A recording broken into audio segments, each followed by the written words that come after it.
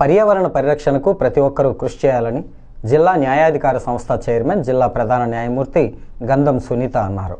జిల్లా కోర్టు ఆవరణలో district legal services authority ఆధ్వర్యంలో ప్రపంచ పర్యావరణ దినోత్సవ ర్యాలీని జెండా ఊపి ప్రారంభించారు.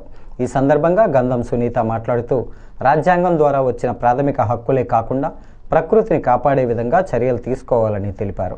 సగటున ప్రతి ఇంట్లో విద్యుత్తు, నీరు, వంట గ్యాసు దుర్వినియోగం అవుతున్నట్లు అధ్యయనాల ద్వారా తెలిసిందన్నారు. అలా ప్రకృతి వనరులను దుర్వినియోగం చేయకుండా ప్రతి ఒక్కరూ జాగ్రత్తలు పాటించాలని తెలిపారు. ప్లాస్టిక్ వినియోగం తగ్గించే విధంగా చర్యలు తీసుకోవాలని ప్రజలందరికీ హితవు పలికారు. భవనాలు పడగొట్టేటప్పుడు చెట్లు పడగొట్టకుండా చెట్టును సంరక్షణ విషయంలో కొమ్మలు నరికితే చెట్లు బతికే అవకాశం ఉంటుందని తెలిపారు. ఈ కార్యక్రమంలో డిఎల్ఎస్ఏ కార్యదర్శి N Srilakshmi, RDO R Krishnanayak, urban range DI B Dilip Kumar, హెచ్ఎంలు, అధికారులు పాల్గొన్నారు.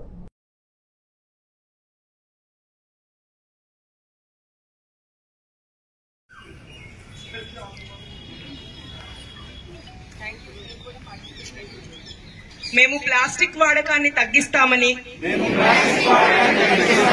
మొక్కలు నాటుతామని, పర్యావరణాన్ని పరిరక్షించడానికి చర్యలు తీసుకుంటామని,